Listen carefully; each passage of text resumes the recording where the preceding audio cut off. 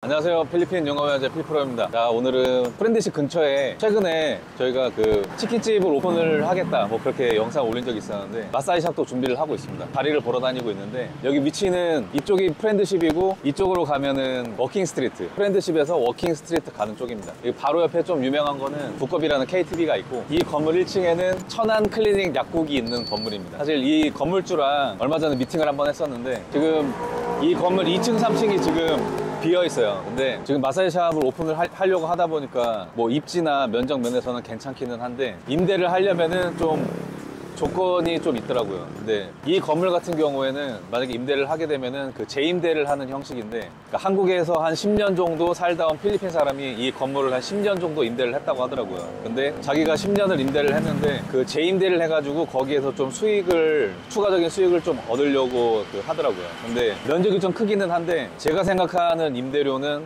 맥시멈 6만 이하입니다. 그 정도면은 들어갈 만 하거든요. 근데 여기 재임대인이 원하는 거는 임대료 대신에 그 프로핏을 쉐어를 했으면 좋겠다. 그러니까 임대료를 안 받는 대신에 수익에서 30%를 달라. 그러니까 좀 허무맹랑한 소리를 했는데 그래도 뭐 미팅도 하고 지난번에 와서 한번 보기도 했으니까 오늘 컨텐츠 촬영할 겸 해서 한번 들어가서 보겠습니다. 프렌드십 쪽에 그 매장을 오픈을 하실 계획이 있으신 분들이 있다면은 아마 이 영상이 좀 도움이 될 것 같아요. 한번 가보겠습니다.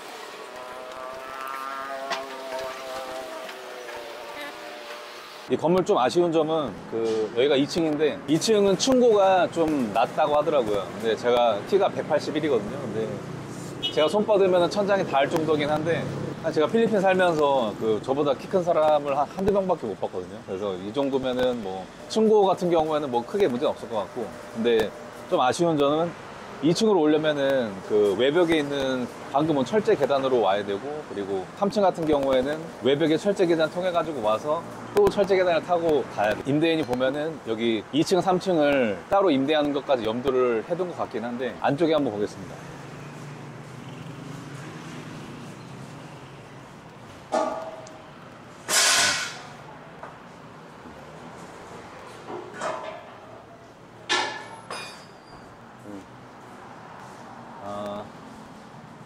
일단 바닥 면적은 50평 정도 되나? 어떤 것 같아? 실면적으로 따졌을 땐 50평에서 60평대 정도 될 것 같아. 그러니까 실면적은 한 50에서 60평 정도 될 것 같긴 한데 여기가 전에는 그 로컬들 노래방으로 그 비즈니스를 했던 곳이라고 합니다. 컨테이너 같은 걸로 이렇게 마감을 했어요. 이거 진짜 컨테이너 같은데. 그리고 여기 보면은 뭐 방마다 노래방을 했던 그 공간인 것 같고,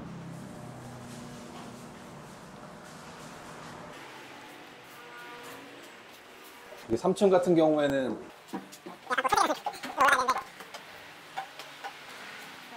그래도 3층 같은 경우에는 너무 가건물 같아 보이지는 않습니다. 여기 보면은 안쪽에 사무실도 있고 지상고도 높고 층고도 한 2.5m 정도 되는 것 같고,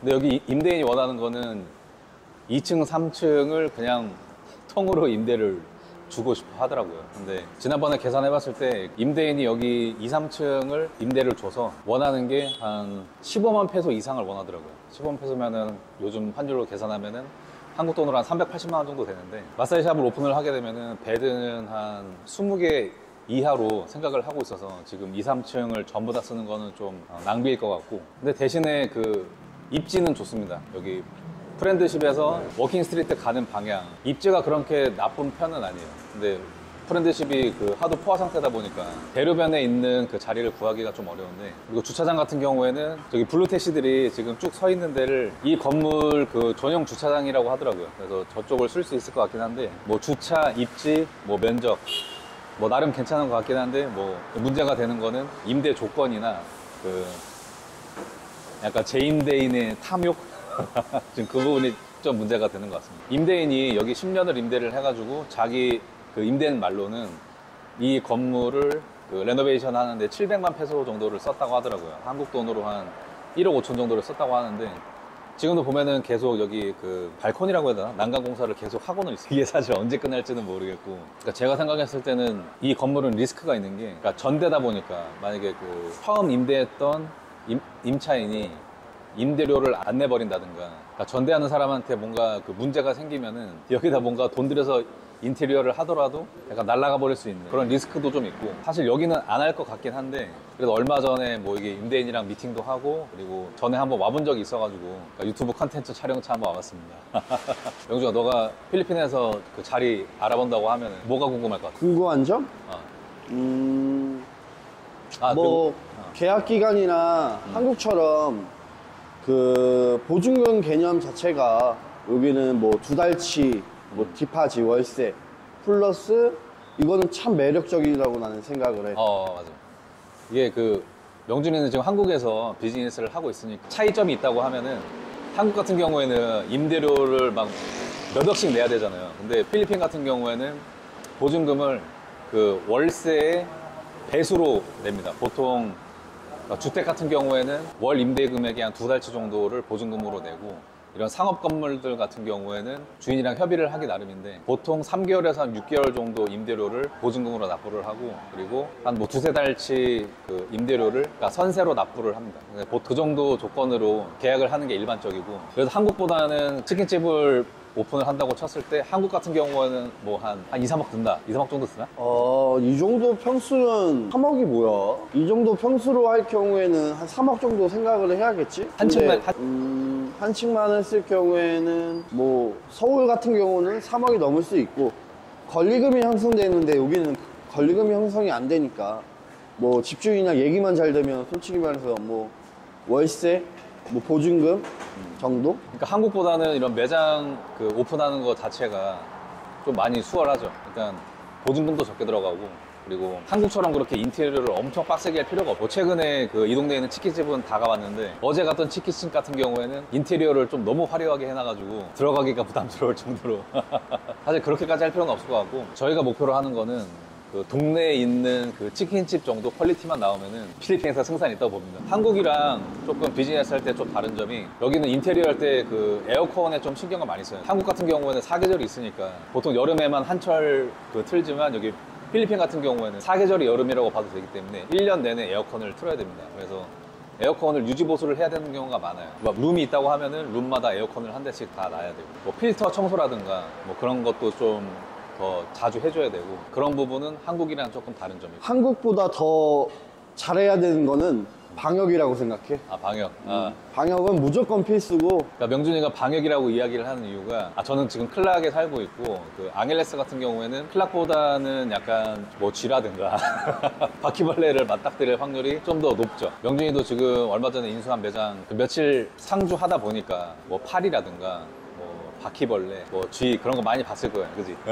근데 다행히 우리 가게는 없더라고, 쥐는. 바퀴벌레도 안 보이고. 근데 파리와의 전쟁? 제가 보기에는 바퀴벌레가 많은 게, 음식물 쓰레기가 생기면은 집 밖으로 다 내버려야 되는데, 여기는 한국이랑 다르게 음식물 쓰레기를 따로 수거하는 시스템이 없어요. 그렇다 보니까 일반 쓰레기랑 같이 배출을 하는데, 음식물 쓰레기가 생기면은 바로 뭐 봉투를 묶든가 해가지고 집 밖으로 내보내야 되는데, 그거를 안 하고 그냥 쓰레기통에 그 쓰레기랑 일반 쓰레기랑 음식물 쓰레기랑 같이 넣어 놓으니까, 그거 보고 바퀴벌레들이 많이 들어오는 것 같아요. 뭐 제가 세부 살 때는 저희 집에는 그 바퀴벌레가 많이 없었는데, 다른 집에는 많았거든요. 근데 저희 집에는 별로 없었던 게, 저는 음식물 쓰레기가 생기면은 집 밖으로 바로바로 배출을 했었거든요. 바퀴벌레는 별로 없었고, 근데 대신에 개미가 좀 있었죠, 개미. 제가 보기에는 저는 아마도 이 건물에 들어오진 않을 것 같아요. 근데 뭐 혹시라도 여기 그 제가 방금 말씀드린 뭐 위치나 면적이나 뭐 조건이 마음에 드신다고 하면은, 임대하는 임대인 연락처를 제가 알려드리겠습니다. 그 필리핀에서 자리 알아보러 돌아다니는 것도 되게 그 힘들고 비용도 많이 들어가는 과정이거든요. 시간도 많이 걸리고. 제가 세부에서 다이빙샵 그 자리 알아볼 때 거의 한 3달 동안 섬 끝쪽에 해안가들은 다 돌아봤던 것 같아요. 세부로 치면은 거의 라프라프 시티부터 포르도바까지 해가지고 해변가는 다 돌아다녀 봤는데, 제가 그 오픈했던 다이빙 샵도 포기하기 직전에 마지막으로 가본 샵 자리를 알아보는 것도 시간이랑 비용이 많이 들어가는 그 과정이니까, 여기는 제가 한번 이미 와봤고 저는 안 할 것 같으니까, 혹시라도 여기 그 하시고 싶으신 분 있으시면은 연락 주십시오. 제가 그 임대인이랑 다이렉트로 연결해 드릴게요. 그 집주인을 잘 만나야 된다고. 임대인 보호법이 없어가지고 건물주 운도 되게 중요한데, 예를 들어서 한국의 임대인이 왕이라고 치면은 여기 필리핀의 임대인은 거의 신입니다, 신. 임대를 시작을 해가지고 여기 뭔가 집기 같은 거를 들여오잖아요. 약간 뭐 에어컨이나 TV나 뭐 가구 같은 거를 이렇게 들여오는데, 내가 가지고 나갈 때는 내 맘대로 가지고 나갈 수가 없어. 임대인의 허락이 있어야지 여기 가전제품이나 가구들을 뺄 수가 있어요. 되게 진짜 속 터지는 제도긴 한데, 근데 어쩔 수가 없는 게 저희 빌리지 같은 경우에도 그러니까 중국인들이 그 야반 도주를 많이 하더라고요. 제 차는 그냥 승합차인데도 불구하고 가드들이 그 게이트를 지나갈 때 차 안에를 이렇게 다 들여다보더라고. 뭐 중국인들도 뭐 그럴 거고, 필리핀 사람들도 야반 도주하는 경우도 많을 거고, 한국으로 치면은 뭐 풀옵션, 뭐 TV나 뭐 가구가 그 옵션으로 있을 경우에, 그런 경우에는 임차인은 그거 가지고 도망가면은 그건 도난이니까 임대인의 입장은 이해는 하는데, 임대 계약 자체가 너무 임대인의 위주로 하다 보니까 어떤 계약 같은 경우에는 임대 기간 동안에 그 임대료를 다 내야 된다, 그런 계약도 있어요. 저도 그거를 한번 당했었는데, 그것 때문에 사실 뭐 서로 내용 증명도 주고받고 했고, 결국에는 요즘엔 잠잠한 거 보니까 걔가 너무 무리하게 해가지고 뭐 포기한 것 같긴 한데, 계약서도 좀 꼼꼼히 봐야 됩니다. 계약서 같은 경우는 영문으로 돼 있어서 전부 다 보기는 힘든데, 일단 뭐 프리터미네이션이라는 임대 기간 이전에 계약을 종료를 하게 되면은 그거에 대한 그 조항이 나와 있는 부분이 있는데,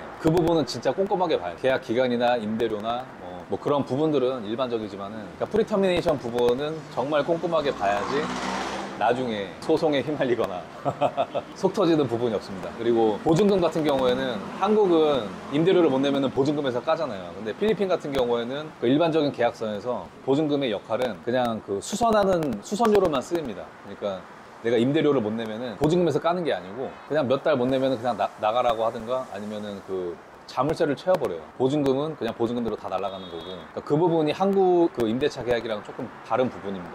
한국 생각하고 뭐 나 이번 달 안 내고 그냥 그 보증금에서 까달라고 해야 되겠다 그랬다가는 나갔다가 집에 들어왔는데 자물쇠가 채워져 있는 경우가 있을 수가 있어요. 계약을 하실 때는 계약서를 꼼꼼하게 보시기 바랍니다. 오늘은 여기까지 하겠습니다. 안녕.